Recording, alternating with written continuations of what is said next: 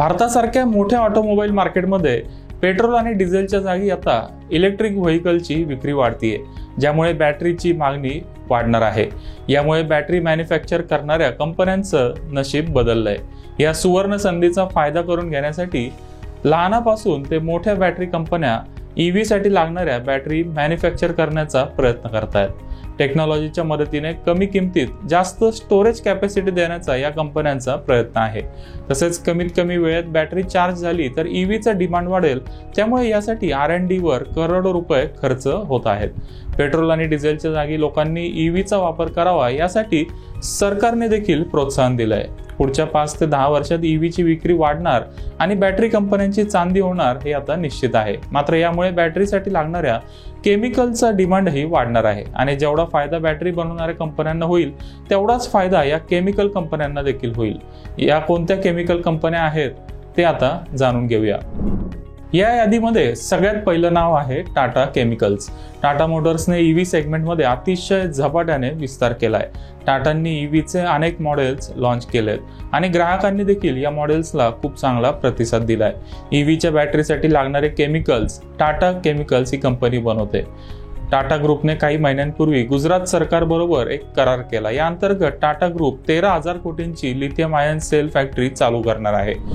दुसरी chemical company आहे Himadri speciality chemicals. ही company carbon black, Coal टार पिच आणि ॲडव्हान्स्ड कार्बन मटेरियलसह विविध सेक्टरमध्ये लागणाऱ्या विशेष केमिकल्सचं उत्पादन करते। डिसेंबर 2023 मध्ये कंपनीने लिथियम आयन बॅटरीच्या घटकांच्या निर्मितीसाठी 5-6 वर्षांमध्ये 4,800 कोटी रुपयांची गुंतवणूक करण्याची योजना जाहीर केली। या प्लांटची वार्षिक क्षमता 2 लाख टन असेल। तिसरी केमिकल कंपनी आहे एथर इंडस्ट्रीज। ही स्पेशालिटी केमिकल कंपनी आहे। डिसेंबर 2023 मध्ये कंपनीने जागतिक लिथियम आयन बॅटरी बनवणाऱ्या एका जागतिक कंपनीबरोबर स्ट्रॅटेजिक करार केला, ज्यामुळे कंपनीला आता इलेक्ट्रोलाइट ॲडिटिव्ह्ज आणि बॅटरी सेगमेंटमध्ये एंट्री करणं शक्य झालंय।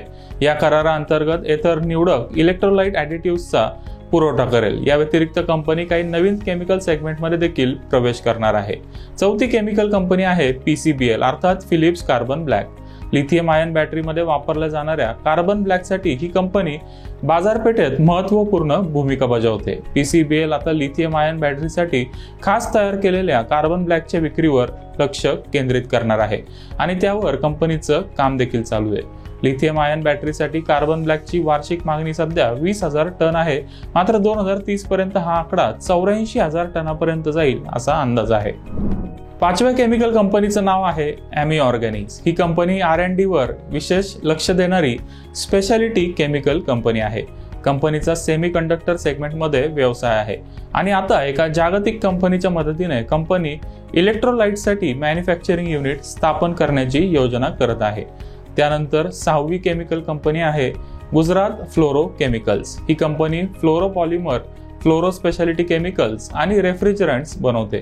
ही कंपनी युरोप, US, जपान आणि आशियामध्ये निर्यात करते आणि फ्लोरोपॉलिमर मार्केटमधील टॉप 5 जागतिक कंपन्यांपैकी एक आहे। फ्लोरीन केमिस्ट्रीचा वापर करून ही कंपनी बॅटरी तयार करते। ईव्ही बॅटरी, केमिकल आणि ग्रीन हायड्रोजन सेगमेंटसाठी कंपनी $1 बिलियन गुंतवणूक देखील करणार आहे। पुढची कंपनी आहे तत्वचिंतन फार्मा। ही एक स्पेशालिटी केमिकल्स कंपनी आहे। ईव्ही बॅटरी व्यवसायात असणाऱ्या संधीचा फायदा करून घेण्यासाठी कंपनीने इलेक्ट्रोलाइट सॉल्व्हेंट स्पेसमध्ये प्रवेश केलाय। या लिस्टमध्ये 8वी कंपनी आहे नियोजन केमिकल्स। ही कंपनी लिथियमवर आधारित ऑर्गॅनिक आणि ऑर्गॅनोमेटॅलिक कंपाऊंड तयार करते। नियोजन केमिकल्स इलेक्ट्रोलाइट्स आणि लिथियम इलेक्ट्रोलाइट सॉल्ट सारख्या बॅटरी रसायनांचा पुरवठा करणाऱ्या सर्वात मोठ्या कंपन्यांपैकी एक आहे।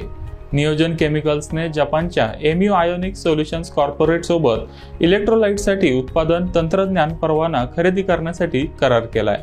कंपनीने दरवर्षी 30,000 किलोटन क्षमतेचा इलेक्ट्रोलाइट प्लांट उभारण्याची योजना आखली आहे। या यादीमध्ये 9वी कंपनी आहे बालाजी अमाइन्स, जी भारतातील ॲलिफॅटिक अमाइन आणि ऑलिगो पॉलिस्टिक अमाइन्स बनवणारी सर्वात मोठी कंपनी आहे।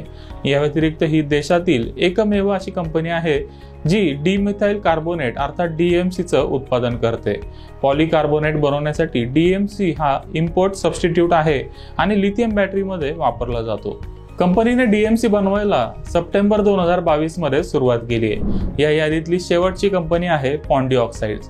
ही कंपनी सध्या बॅटरी आणि केमिकल मॅन्युफॅक्चरिंग कंपन्यांसाठी लेड अलॉयज आणि पीव्हीसी ॲडिटिव्ह्ज तयार करते। या व्यतिरिक्त company metals, metal oxide, PVC stabilisers आणि लेड ॲसिड बॅटरी सेगमेंटमध्ये काम करते।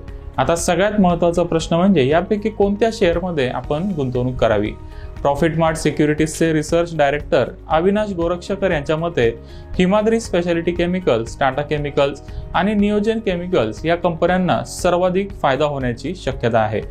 केमिकल कंपन्यांव्यतिरिक्त अमरा राजा बॅटरीज आणि एक्साइड सारख्या नॉन केमिकल कंपन्या लिथियम बॅटरीचे उत्पादन चालू करतील।